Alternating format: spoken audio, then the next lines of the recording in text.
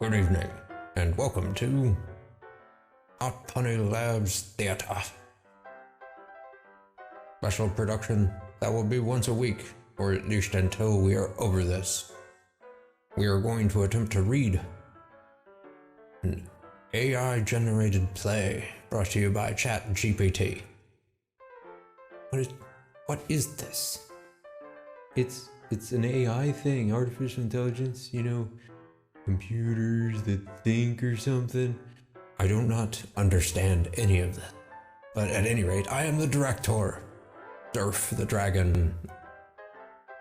We have no idea what will become of any of this, but at least it will be weird. Alright, at any rate, on with the show.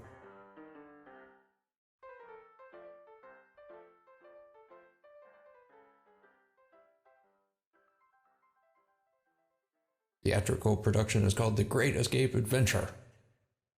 It has three main characters, Max, Jake, and Lily. Max is a charming and witty con artist who always finds himself in trouble with the law. Been in and out of prison for years, but he always manages to escape. And then we have Jake, a nervous and bumbling thief who was caught during his first heist. He's afraid of getting caught again and doesn't have much faith in Max's plan. And then we have our third character, Lily, tough and independent woman who was wrongfully accused of a crime she didn't commit. She's been fighting to prove her innocence, but the system has failed her. Max and Jake are the only people she can count on to help her escape. The roles, in order, will be played by the following. Max will be played by or slightly more mellow Fish, and Jake will be played by Carl, our lovable yet bumbling Fish. Does that make sense? He's a bumbling thief. And Lily will be played by Earl, a sandwich. Not very for sure why, but he's the only one that showed up today. So, let us begin. I will be reading all the stage directions and setting up the scenes, and then our actors will take over. Act 1, Scene 1. Our scene opens in a small, dimly lit jail cell. The room is bare except for a few cots and a small window high up on the wall. 3 prisoners are huddled together, whispering and plotting. Hey, alright boys, tonight's the night. We're breaking out of this joint. Jake, nervously. But how are we going to do it? The guards are always watching. Hold on. Carl, you don't have to say the things in the parentheses. The parentha who? No, the curvy things. You know, the one that says nervously. You don't have to say that. Oh, alright, so I should just be nervous? That is exactly it. You will be a fine actor yet. Alright, I'll try it again. But how are we gonna do it? The guards are always watching. Oh, come on. Where's your sense of adventure? We'll outsmart them just like we always do. Exactly. Now here's the plan. Max outlines his plan in a hushed voice, gesturing animatedly. Jake nods along, but Lily looks skeptical. That's a risky plan. What if we get caught? Oh, ye of little faith. We won't get caught. I've done this before. Oh, I don't know, Max. Seems really dangerous. Relax, Jake. You just leave the planning to me. As they continue to scheme, the sound of footsteps echoes down the hall. The prisoners freeze, listening intently. Quick. Act natural. Jake and Lily try to look innocent, while Max lounges lazily on his cot. I shall also be playing the role of any off-stage voices. This one is the guard. Lights out, people. It's time to sleep. The prisoners grumble and reluctantly settle into their cots. Max winks at Jake and Lily. Don't worry. We'll get out of here. I promise. You better be right, Max. The lights fade to black as our prisoners settle in for the night.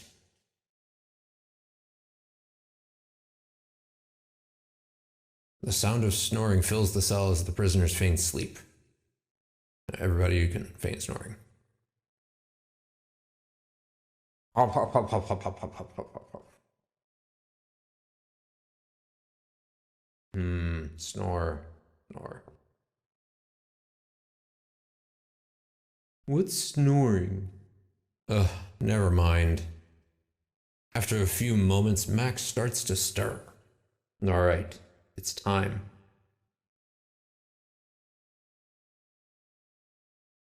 Max slips out of bed and begins to quietly gather the tools they need for the escape.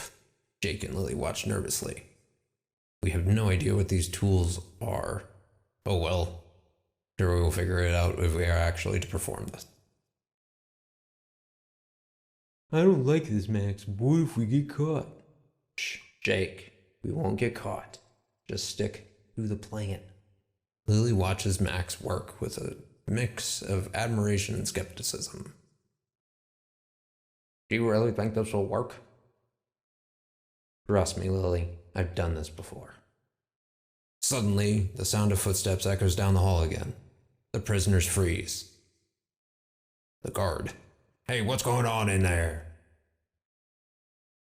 Quick, get back to bed. The prisoners scramble into their cots just as the guard enters the cell. Everything okay in there? Yes, we were just sleeping. Well, all right. We'll keep it down. The guard exits the cell. The prisoners breathe a sigh of relief. That was too close. That is correct, Lily. We can't afford any mistakes. Now let's get to work. Max resumes his work, and the prisoners follow his lead. After a few tense moments, they manage to pry open the window, slip out into the night, with no other direction noted by the script. I guess they just propped it open with spoons. We did it! I can't believe we made it out. Don't celebrate yet. We still have a long way to go. They disappear into the darkness, leaving the jail cell behind. Lights fade to black. First scene ends. That was amazing, everybody. You all did really well. I'm impressed, even as a trained actor. Hey, thanks, man. I was really trying to get into character, but, I kept looking at the sandwich. I was like, wow, you're Lily. That's amazing. Well, I mean, I've been trying really hard. I've been working in the mirror a lot. Okay, well, actor troupe, we have another scene here. Do you want to do it?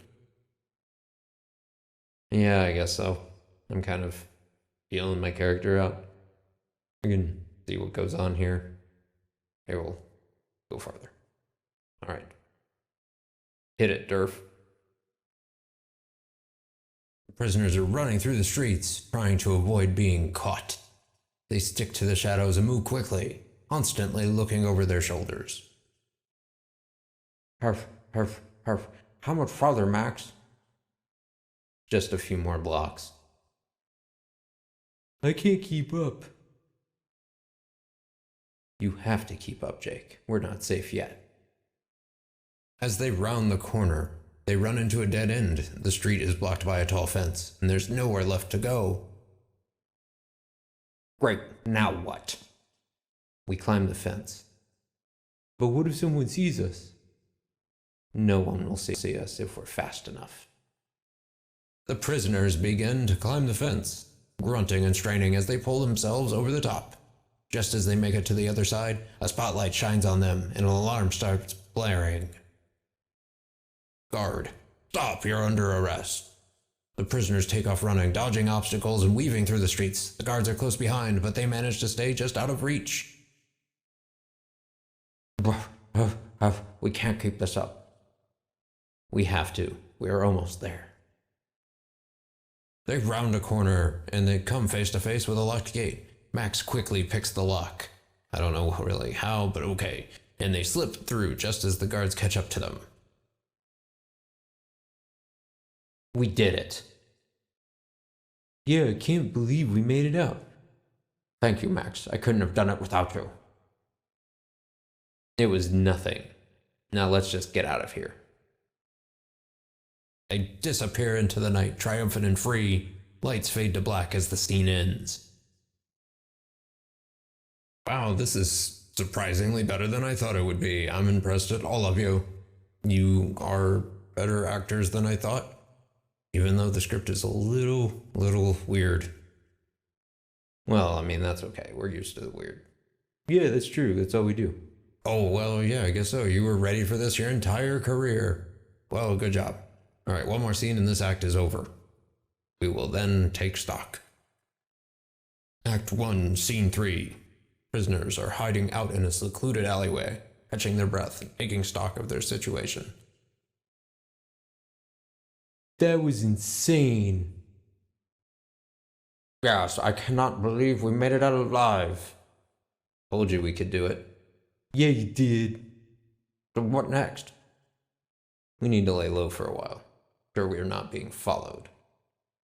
But how do we do that? We have no money and nowhere to go. Don't worry, Jake. I have a plan. What kind of plan? We're gonna take a job. A job? How is that going to help us? We need money, Jake.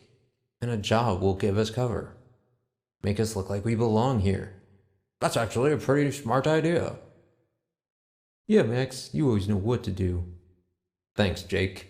They set off into the city, searching for a job. After a few false starts, they stumble upon a small restaurant in need of a dishwasher. We'll take the job. Restaurant owner, do you have any experience? Why, of course we do. We've worked in plenty of kitchens. Ben, where's the food? I know, but it's acting. Just move up. All right. Restaurant owner. All right, but you're hired. But if you mess up, you're out. The prisoners begin their work, scrubbing pots and pans and doing whatever the restaurant needs. Despite their lack of experience, they quickly get the hang of it. Whew, this is hard work. But it feels good to be doing something productive. And it's keeping us safe. No one will suspect a thing. As the scene ends, they continue to work, grateful for their newfound employment and the safety it provides. Wow, bravo everybody. It does look like I might have miscounted. There are 2 more scenes in this thing. We shouldn't be generating this as we're doing it, but that is what we are doing. Act 1, Scene 4. The prisoners are taking a break from work, sitting outside the restaurant and eating their lunch. This is actually pretty good. This is a nice sandwich. Yeah, it's not bad. I'm glad you approve. Hey, don't be mad because you're stuck washing dishes all day. I'm not mad. I'm just tired of being stuck in this place. What do you mean? I mean, we can't just stay here forever. We need to figure out a way to get out of the city and start over. I know, but we don't have a plan yet. That's why we need to start looking for one, and soon. Well, I have an idea. We could always just rob a bank. Yeah, because that's totally a great idea. We're not robbing a bank, Jake. We need to be smart about this. Just then, a commotion breaks out inside the restaurant. The prisoners quickly jump up, ready for anything. What's going on? Stay here. I'll go check it out. He rushes inside, leaving Lily and Jake to wait outside. After a few tense minutes, Max returns, looking pale. What happened? There's been a robbery, and they think it was us. What do we do? What do we do? What do we do? We need to get out of here. Now. As they run through the streets, the guards hot on their heels, they realize that they're not going to make it out of the city without help. We are never going to make it out of here. Yes, we will. We just need to find someone to help us. And I think I know just the person. As the scene ends, you can see our characters running through the streets with the guards close behind them. Act 1, Scene 5. The prisoners have arrived at a seedy part of town, looking for a person who can help them escape. Where are we? This doesn't look like a safe neighborhood. Don't worry, I know a guy who can help us.